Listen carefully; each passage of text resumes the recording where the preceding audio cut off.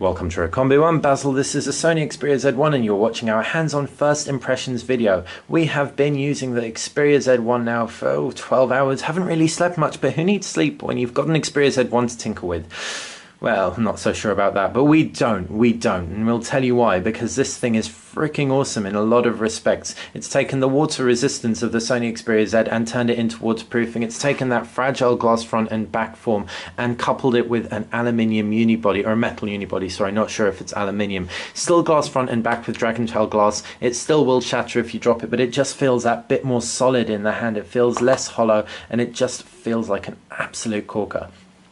It's also got some other really nice design elements of note, such as a two-stage camera button, which the original didn't have, and you've also got an exposed headphone jack, despite the fact this thing is waterproof, so you won't have to flap and unflap your headphone jack just to get your own cans in there. On the right side, you've got a flap for the micro SIM slot, as well as a power button and a volume rocker, not to mention, as we said, that two-stage camera button, a lanyard port at the base, and at the very base is a speaker grill. The speaker is much improved over that of the Xperia Z. Sounds it, at least on first listen. You've also got a magnetic dock connector, not to mention a micro USB port for charging and a micro SD card slot. All these are naturally under flaps in order to ensure your device stays completely waterproof.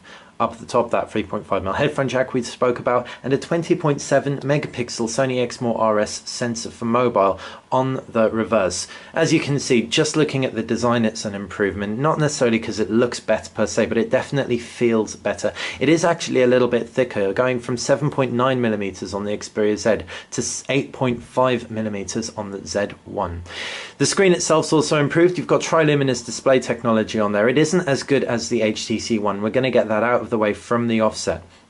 Its viewing angles aren't as phenomenal, and it also spikes with blues at extreme angles, so we're a little bit let down that it isn't as good as the Xperia Z Ultra either. Having said that, it is an improvement nonetheless. Everything looks very sharp on there. Pixel densities are very respectable, 441, so all your content should still look great, especially head on. Everything's very responsive, and that's largely down to the Qualcomm Snapdragon 800 processor, which interacts with Sony's user interface very well. The user interface is extremely predictable. It's exactly what we've seen on the Xperia Z Ultra, which is just a slight deviation to that found on the Xperia Z. You can customize your interface heavily with themes, pinch out, but if you'll notice one thing that we haven't seen on any other Sony device except for the Z Ultra, it's that everything runs silkily smoothly. It's because of that Qualcomm Snapdragon 800 processor. You've got 2GB of RAM as well. Pull down notifications bar with quick settings, jump into the settings, another way of personalizing your device. Really just simple, clean, elegant user interface. A lot of people don't like it because it isn't stock Android, but it certainly is preferable in our opinion to Samsung's TouchWiz, for example, which is just far too heavy. Taking a look at the menu, another addition is in your applications tray. You can access things like Google Play Store and Sony Select much quicker, not to mention uninstall applications and search for them too. We put this thing through some benchmarks we couldn't resist, so we're going to quickly just show you how the device ranks against HTC One on Antutu. As you can see, there's a bar chart at the bottom. This is this is HTC One, and that's the Galaxy S4. So it looks very promising from the offset, and we know benchmarks aren't everything. In fact, benchmarks aren't really all that much, but it's still nice to know that this is Sony's device outranking the competition for the time being. Fair enough, the Note 3 will probably wipe the floor with it, but the Note 3 is a totally different offering.